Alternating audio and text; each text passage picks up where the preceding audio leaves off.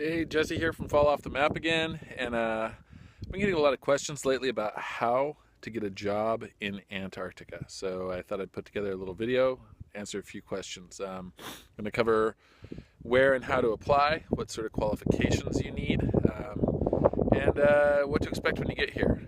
First off, it's surprisingly easy to get a job in Antarctica. Um, the stations here, they're like small towns, and most of the people here are not scientists. There's a ton of support staff for every scientist that's here. So there's jobs ranging from dishwashing to prep cooking to electricians and plumbers and anything you can imagine. So the way that I found my job here in Antarctica was I simply did a search on Indeed.com for electricians in Antarctica. I saw that PAE was hiring and went to their website and applied. PAE handles most of the tradesmen, electricians, plumbers, carpenters.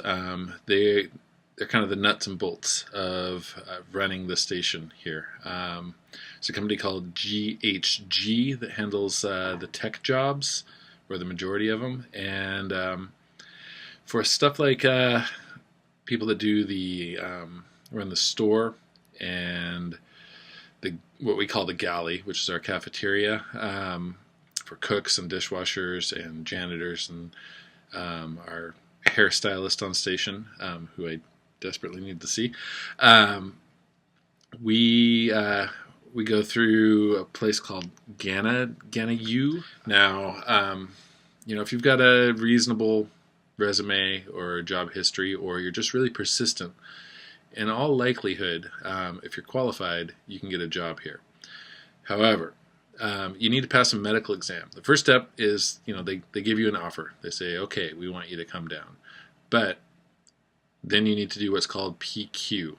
That means you go through a physical examination. You do a lot of blood tests, drug test, of course, and a dental exam.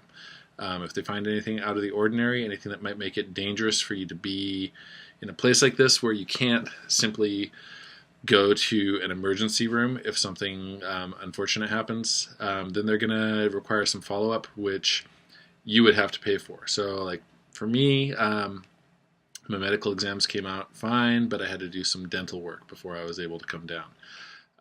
So here you see a screenshot from the Opportunity Overview page, the USAP, that's the U.S. Arctic Program, has put out. In addition to Ghana U services, GHG and PAE, I noticed they also have Lidos on here. Not sure if I'm pronouncing that right, but I believe Lidos handles some of the management positions for the programs down here. Also down below you see what they don't allow, what they don't want here. So as I mentioned before, I found my job by simply going to Indeed.com and typing in Antarctica. You can also filter for common employers. So here's that same search with PAE selected, and that will show you a lot of the tradesmen's jobs. Then here's that same search with GHG, looking at the techie jobs.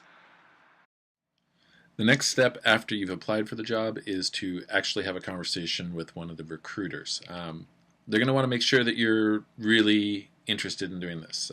After they've described to you in a little bit more detail what to expect, what the conditions are, if you're still interested, then you will probably do a telephone or Skype interview, so that one of the hiring managers can actually get a feel for who you are and whether they want to work with you in this environment.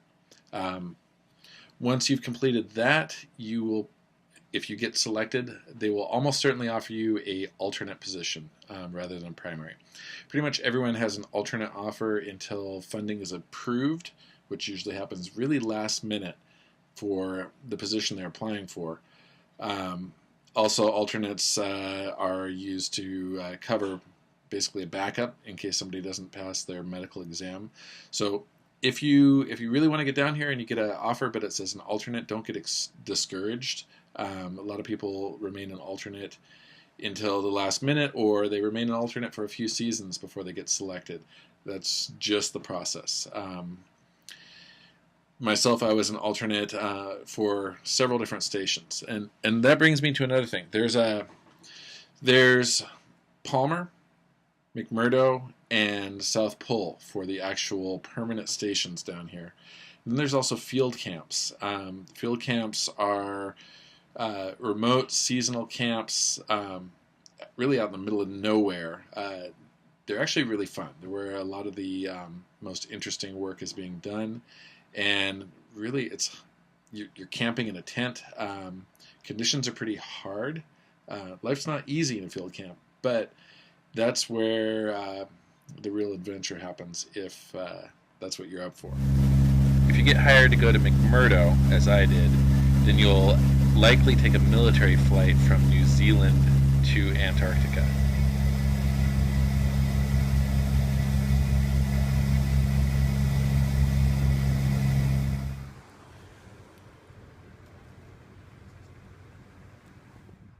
If you enjoyed going to summer camp as a kid, you'll feel right at home living in the dorms at McMurdo.